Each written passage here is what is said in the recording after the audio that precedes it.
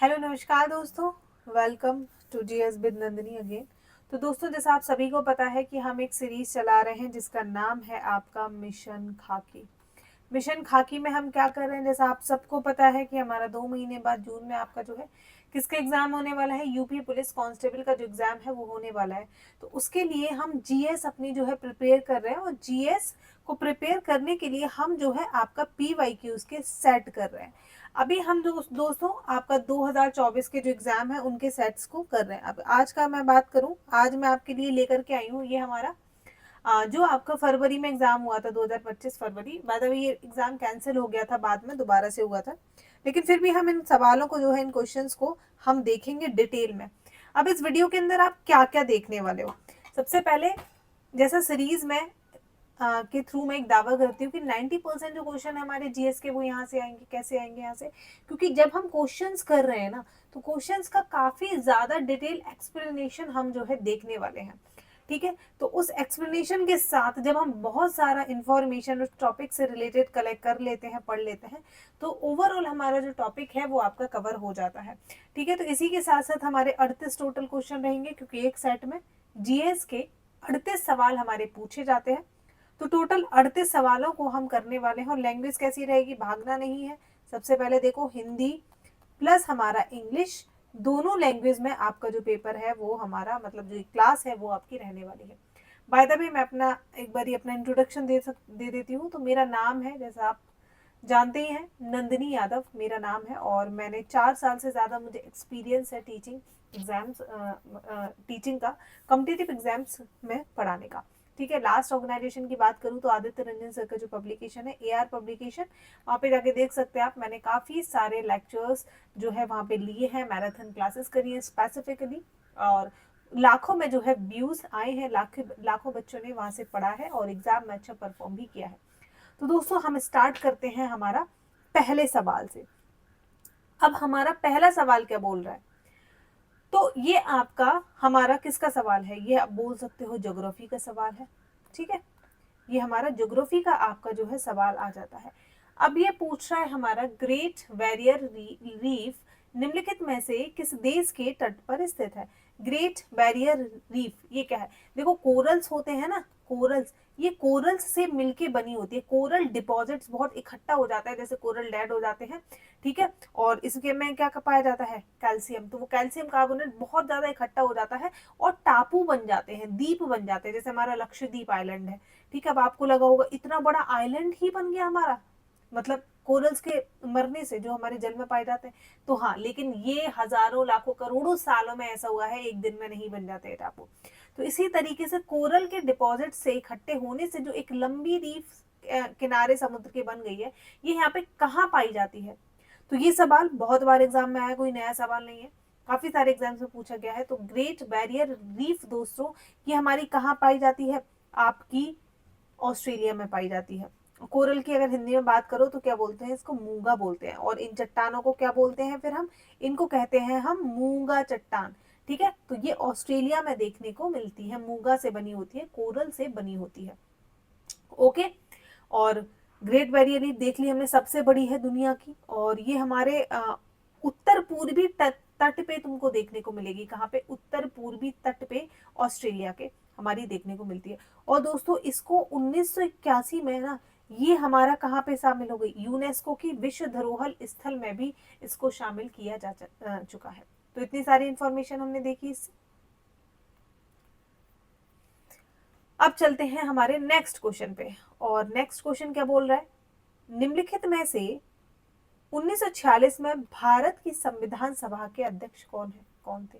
आपको पता है कि हमारे संविधान बनाया था हमने, और उसके लिए क्या बनी थी? कॉन्स्टिट्यूएंट असेंबली, संविधान सभा का निर्माण किया गया था। संविधान सभा, आपको पता होगा कितने दिन में हमारा संविधान बना दिया था? इसको कुछ याद है आप लोगों को? बताओ। तो हम बताते हैं, 2 साल, कितने दिन में संविधान बना था? 2 साल 11 महीना और हमारा 18 दिन, तो लगभग बोल सकते हो अब 3 साल ही हो गया हमारा। तो इतने दिन में हमारे देश का पूरा संविधान बन के आपका तैयार हुआ था। अब दोस्तों, जब संविधान सभा की पहली बैठक हुई थी तो उसके आपके जो है राष्ट्रपति, सॉरी, उसके जो अध्यक्ष थे वो नहीं चुने गए थे।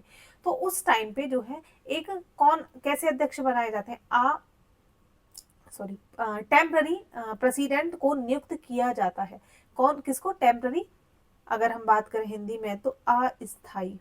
और ये अस्थाई कौन बने थे, इसमें ऑप्शन में दे रखे हैं, नहीं दे रखे हैं। तो अस्थाई अध्यक्ष के रूप में बनाया जाता है। अब यहाँ से एक चीज और है, 9 दिसंबर 1946 को पहली बैठक होती है, और 9 दिसंबर 1946 की जब पहली बैठक हुई संविधान सभा की, तो इसके अध्यक्ष बनते हैं हमारे कौन, याद करो अगर तुमको पता हो तो, उनका नाम है हमारा सच्चिदानंद सिन्हा। कौन? सच्चिदानंद सिन्हा। ठीक है, तो सच्चिदानंद सिन्हा जो है ये बने थे। दादा परदादा शायद रहे होंगे सोनाक्षी सिन्हा के, मैं ऐसे ही बोली याद करने को। ठीक है, सिन्हा बहुत लोग होते हैं, वही परिवार नहीं है। और यहाँ पे पूछा है कि who among the following was the president of the constituent assembly. अब देखो यहाँ पे अस्थाई नहीं पूछा उसने, सीधा प्रेसिडेंट पूछा, और पहली बात तो ऑप्शन ही नहीं दिए सच्चिदानंद सिन्हा का। तो परमानेंट जो हमारे अध्यक्ष थे, परमानेंट कौन बने थे आपके प्रेसिडेंट, तो वो बने थे डॉक्टर बी आर अम्बेडकर। ठीक है, कौन बने थे हमारे, सॉरी मैं क्या बोल रही हूँ, doctor Rajendra Prasad, B R Ambedkar नहीं, ये तो ड्राफ्टिंग कमेटी के चीफ थे, इसके ड्राफ्टिंग कमेटी के। तो डॉक्टर राजेंद्र प्रसाद जो है इसमें सही उत्तर हो जाएगा ऑप्शन सी। अगले सवाल पे चलते हैं हमारा दोस्तों। अगला सवाल आपका क्या बोल रहा है, अगला सवाल हमारा कह रहा है प्रयाग प्रशस्ति की रचना संस्कृत में निम्नलिखित में से किसके द्वारा की गई थी। देखो संस्कृत की एक रचना, यहाँ से एक चीज समझ आ जाती है हमारी, जिसका नाम क्या है, प्रयाग प्रशस्ति। और ये पूछ रहा है कि प्रयाग प्रशस्ति को संस्कृत में किसने लिखा था, तो किसकी, तो ये बहुत फेमस रचना है हरिसेन की। ठीक है, हरिसेन की जो है ये हमारी रचना है। और अब हरिसेन अगर आपको पता हो, किसी के दरबारी कवि तो हुआ करते थे। यहाँ से एक चीज देखो, तो ये भी एग्जाम में पूछ लेता है हमारा, किसके, समुद्रगुप्त के, किसके, हमारा समुद्रगुप्त के दरबारी कवि थे ये, समुद्रगुप्त। समुद्रगुप्त के दरबारी कवि का क्या नाम था, हरिसेन, और इनकी ही रचना है प्रयाग प्रशस्ति। और प्रयाग प्रशस्ति किस भाषा में लिखी हुई है, संस्कृत में। तो किसी भी प्रकार से अगर आपसे सवाल पूछ ले तो आपको आंसर आप लोग कर दोगे। अच्छा, एक और इनकी रचना है, उसका नाम है कादम्बरी। क्या नाम है, कादम्बरी। ठीक है, तो कादम्बरी जो है इसकी हमारी एक और रचना हो जाती है। अगले सवाल पे चलते हैं। नेक्स्ट क्वेश्चन है, भारत के पूर्वी तट पर स्थित खारे पानी की सबसे बड़ी लैगून लेक निम्नलिखित में से कौन सी है। What is the largest salt water lake situated at the eastern coast of India. Bharat की खारे पानी की सबसे बड़ी झील कौन सी है, पता है तुम लोगों को, बताओ। लोनार लेक है, कोलेरू लेक है, चिल्का लेक है, या फिर हमारा पंचभद्र सॉल्ट लेक है, कौन सी लेक आपकी हो जाएगी। देखो अगर तुम लोगों को पता हो खारे पानी की हमारी कौन सी लेक है, चिल्का लेक है। कौन सी लेक, चिल्का जो है यहाँ पे हमारा सही उत्तर हो जाएगा। अब देखो लेक चिल्का है, अब ये कहाँ लोकेटेड है, तो ये हमारा दोस्तों कहाँ पे, उड़ीसा में देखने को मिलेगा। कहाँ पे, उड़ीसा में, भारत के अंदर ये आपकी जो है खारे पानी की सबसे बड़ी झील पाई जाती है। अच्छा, इसका एक और इम्पोर्टेंट फैक्ट है, पता है अगर आपको पता हो तो, पहली रामसार साइट भी है इंडिया के अंदर, फर्स्ट रामसार साइट। ठीक है, फर्स्ट रामसार साइट भी है हमारी भारत के अंदर हो जाती है दोस्तों, पता हो अगर आपको तो। ठीक है, और ये माइग्रेटिव बर्ड जो हमारी प्रवासी पक्षी है ना, उनके लिए भी काफी फेमस ये आपकी जो है हो जाती है। अगले सवाल पे चलते हैं। नेक्स्ट क्वेश्चन है हमारा, श्वेत प्रकाश कितने रंगों से मिलकर बना होता है। अच्छा, लाइट का यानी जो प्रकाश है, जो लाइट है, वो एक्चुअल में हमारी कैसी होती है पता है आपको, व्हाइट कलर की होती है। ठीक है, व्हाइट। तो white light is composed of how many colour, कितने रंगों का बनी होती है सफेद लाइट, तो इसमें 7 कलर होते हैं। कितने होते हैं ये हमारे, 7 कलर। विविग्योर पढ़ा है कभी साइंस में, विविग्योर, VIBGY OR। अब ये 7 रंगों से मिलकर, वी से वॉयलेट यानी कि बैंगनी जो होता है, और आई से इंडिगो इसको जामुनी बोलते हैं, बी से ब्लू है हमारा, जी से हमारा ग्रीन है, वाई से येलो है, ओ से ऑरेंज है, और आर से रेड है। ठीक है, तो 7 रंग को मिला के हमारी जो है लाइट बनी होती है, और ये कैसे दिखने में लगती है आपको, सफेद दिखती है। ठीक है, और रेनबो हमारा बनता है, रेनबो देखा है, रेनबो। तो रेनबो में ये जो सफेद लाइट है ना, यही तो 7 रंगों में टूट जाती है, और तुमको इस तरीके से पूरा रेनबो दिखाई देता है रंगों का। और इस फिनोमिना को क्या बोलते हैं जब रेनबो बनता है? तो इसको बोलते हैं डिस्पर्जन, विक्षेपण। अगर मैं बात करूं हिंदी में तो इसको कहा जाता है विक्षेपण। ठीक है, तो इस क्वेश्चन से हमने इतनी इंफॉर्मेशन देख ली। ऑप्शन ए यहाँ पे हमारा सही हो जाता है। ठीक है, तो जितनी इंपॉर्टेंट होगी इंफॉर्मेशन जिस क्वेश्चन में, उतनी हम जो है देखते हुए चलेंगे। अगले सवाल पे चलते हैं। नेक्स्ट क्वेश्चन है हमारा, श्रीलंका भारत के समुद्र के एक संकीर्ण चैनल द्वारा अलग होता है, जो निम्नलिखित में से किसके द्वारा बनता है?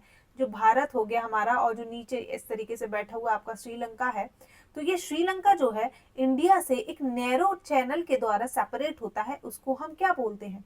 उसको हम क्या बोलते हैं? ये क्वेश्चन बहुत बारी पूछा गया है आपका, पता है आपको? ठीक है, उसको हम क्या बोलते हैं बताओ?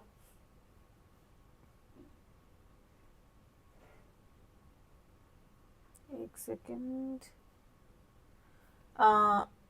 एक तो आगे हमारा मक्सार स्ट्रेट, 8 डिग्री चैनल, या फिर हमारा स्टेट ऑफ मसीना, या फिर हमारा पाक स्टेट, पाक, जल, डमरू मध्य और मन्नार की खाड़ी। तो इसको में जो सही उत्तर हो जाएगा वो हमारा ऑप्शन नंबर डी हो जाएगा। क्या? ऑप्शन नंबर डी जो है वो हमारा करेक्ट आंसर यहाँ पर आपका हो जाएगा। ठीक है, अगले सवाल पे चलते हैं। नेक्स्ट क्वेश्चन है हमारा, सोनपुर मेला। सोनपुर मेला जो है, और ये कैसा मेला है? पशु मेला है एक प्रकार का। हर साल भारत के निम्नलिखित में से किस राज्य में आयोजित होने वाला एक सांस्कृतिक कार्यक्रम है? बताओ। Sonpur cattle fair is a cultural event held at which of the following states of India every year. कहाँ पे होता है ये? सिक्किम में होता है, बिहार में, उड़ीसा में, या फिर हमारा असम में? कहाँ पर देखने को मिलता है बताओ?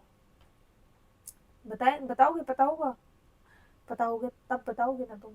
तो इसमें सही उत्तर है दोस्तों हमारा बिहार। सोनपुर कैटल फेयर कहाँ पे लगता है? बिहार में ये हमारा लगता है, और मतलब काफी बड़ा ये पशु मेला एक प्रकार से हमारा होता है। और ये हमारा कब लगता है? कार्तिक पूर्णिमा को लगता है। ये हमारा कब लगता है? कार्तिक पूर्णिमा को, पूर्णिमा को, यानी कि अगर मंथ की बात करें, आई थिंक नवंबर मंथ में ये लगता है। हरिहर क्षेत्र मेला भी इसको कहा जाता है। अगला सवाल है हमारा, अंगूर की खेती, उपज और कटाई को निम्नलिखित में से किस नाम से जाना जाता है? बताओ, किस नाम से हमारा जाना जाता है? एक सेकेंड, एक सेकेंड, रुको रुको।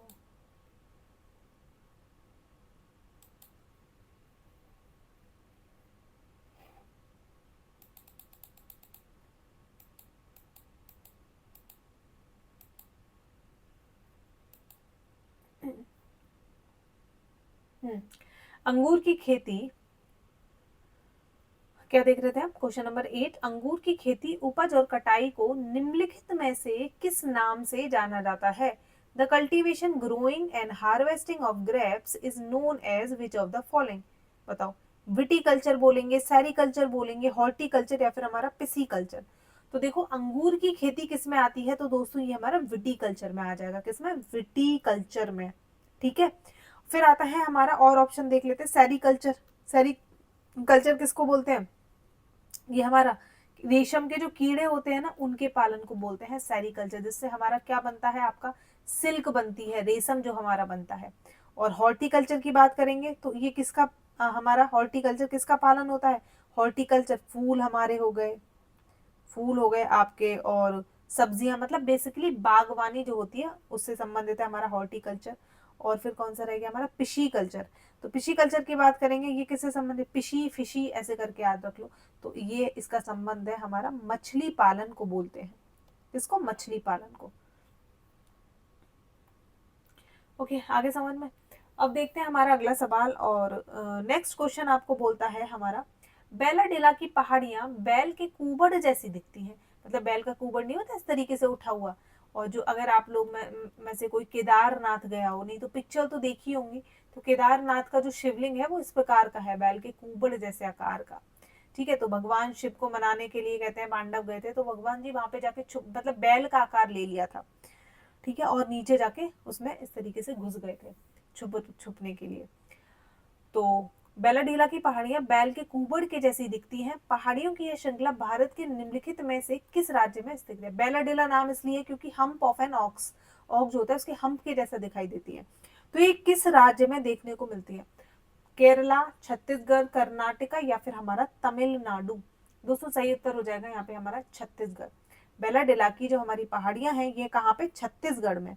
ठीक है, छत्तीसगढ़ में देखने को मिलती हैं। और ये क्यों फेमस है, ये हमारे आयरन ओर के लिए, किसके लिए, आपका आयरन ओर, लौह अयस्क के लिए हमारी ये जानी जाती है, आयरन ओर के लिए। ठीक है, अगला सवाल है, भारत में जनगणना संगठन के लिए सर्वोच्च पद कौन सा है, बताओ। नेक्स्ट क्वेश्चन बोल रहा है, what is the highest post for census organisation in India. Census organisation in India में सबसे हाईएस्ट पोस्ट हमारा कौन सा है, बताओ। इसमें हमारा सही उत्तर कौन सा होगा, सोचो। एक सेकेंड, मेरे को भी कंफ्यूजन है इसमें तो।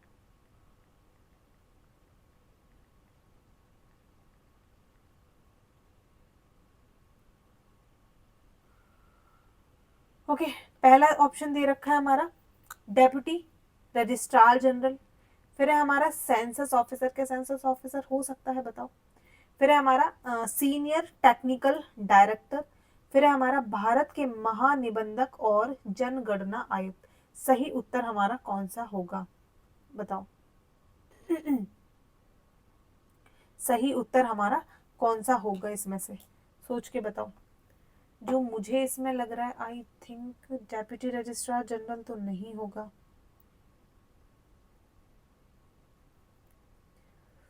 Highest post for census organisation in India, census officer हो सकता है मे बी। देखो सेंसस ऑफिसर होगा, या फिर जहां तक है रजिस्ट्रार जनरल आता है, उसके नीचे आता है हमारा डेप्यूटी रजिस्ट्रार जनरल।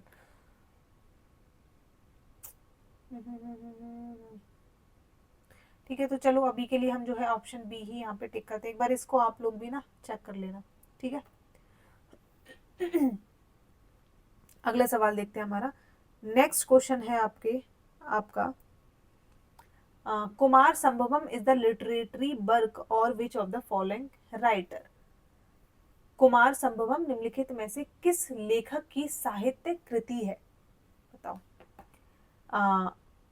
महाकवि कालिदास की, कल्हड़ की, महादेवी की या फिर हमारा भैरवी की।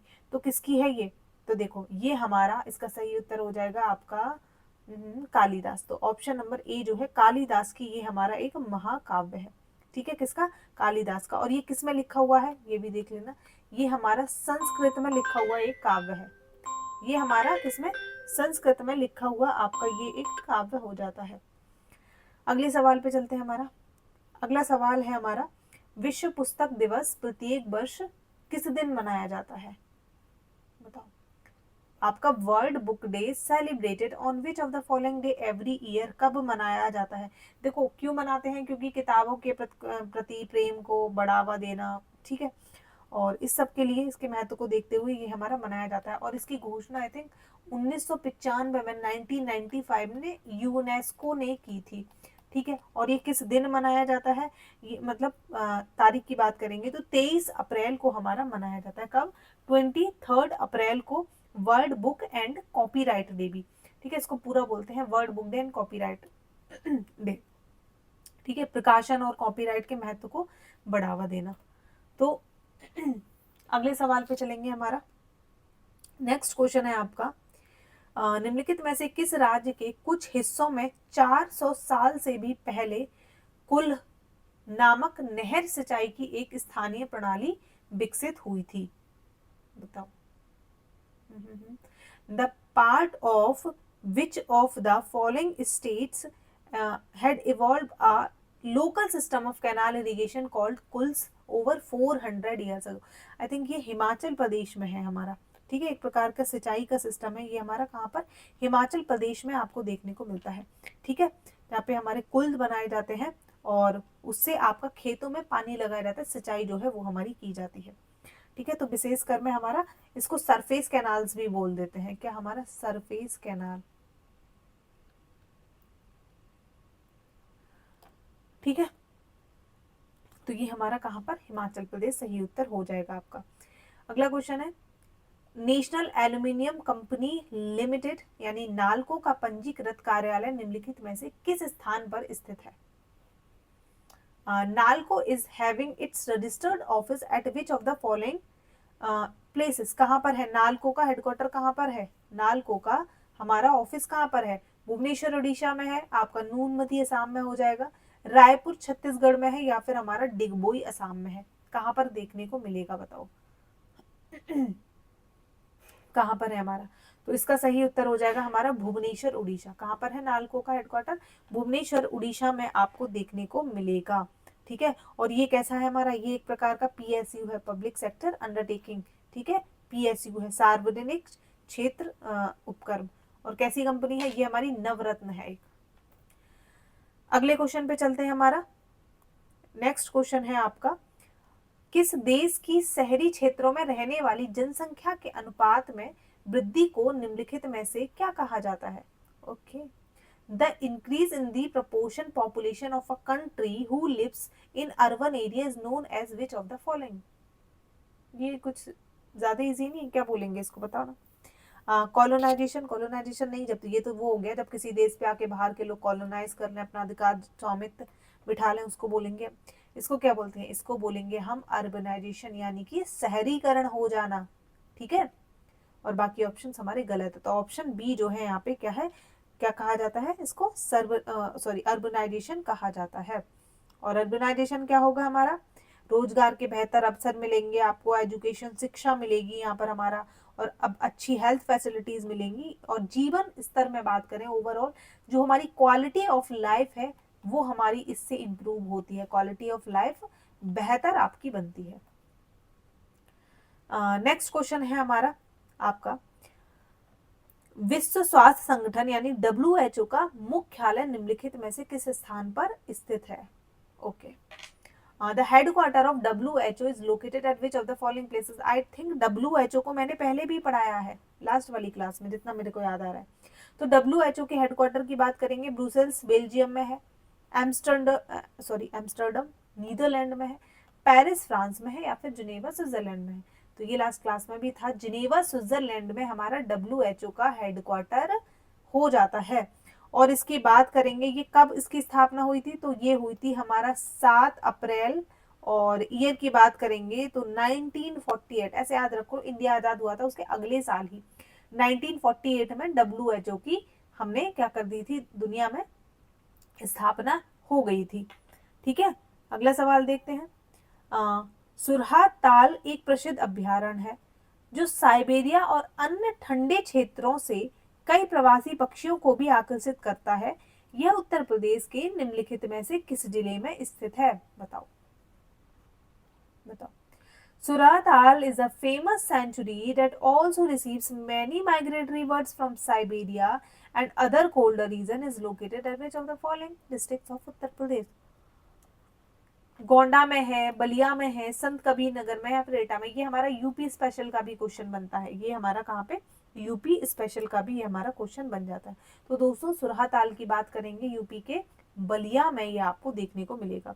ठीक है, ये हमारा यूपी के बलिया में आपको देखने को मिलता है। ठीक है, आगे समझ में? अगले सवाल पे चलते हैं। निम्नलिखित में से कौन सा सोशल मीडिया प्लेटफॉर्म पेशेवर नेटवर्किंग और नौकरी खोजने के लिए सबसे उपयुक्त है? अभी तुम लोगों को तो नहीं पता, ठीक है, खोजना भी ना पड़े, बेहतर है बेटा गवर्नमेंट जॉब ले लो, पढ़ लो अच्छे से, ब्याह भी हो जाएगा, जिंदगी कट जाएगी, बढ़िया है। ठीक है, नहीं तो प्राइवेट जॉब के चक्कर में ना ये सारे इन एप्लीकेशंस पे घूमते फिरोगे, कहीं कुछ मिल जाए तो। दूसरे इंस्टाग्राम चैट बॉक्स चैट वैट करते हो, इस पे फेसबुक भी नहीं है हमारा, स्नैपचैट भी नहीं है, इसमें सही उत्तर हो जाएगा हमारा लिंक्डइन। ठीक है, तो लिंक्डइन को जॉब सर्च के लिए स्पेसिफिकली हमारा डिजाइन किया गया है। ठीक है, यहाँ पे जाओ, जॉब हायरिंग है, कहीं पे भी डालना है तो सारी चीजें यहाँ पे मतलब वैसा ही ये बना हुआ है, जहाँ से आप जो है क्या कर सकते हो, अपनी जॉब के लिए ढूंढ सकते हो, आप रजिस्टर करके अपना प्रोफाइल बनाने के बाद। ठीक है, बट आजकल मैंने देखा लिंक्डइन पे भी चैटिंग चलती है। ठीक है, बिकॉज आई यूज लिंक्डइन, और ऐसे फालतू के मैसेजेस आते हैं, कोई भी करता है कहीं से भी, तो इसको भी चैटबॉट बना दिया एक प्रकार का लोगों ने। खैर कोई नहीं, इंडिया में इतना वेले लोग हैं। चलो चलते हैं हमारे अगले सवाल पे।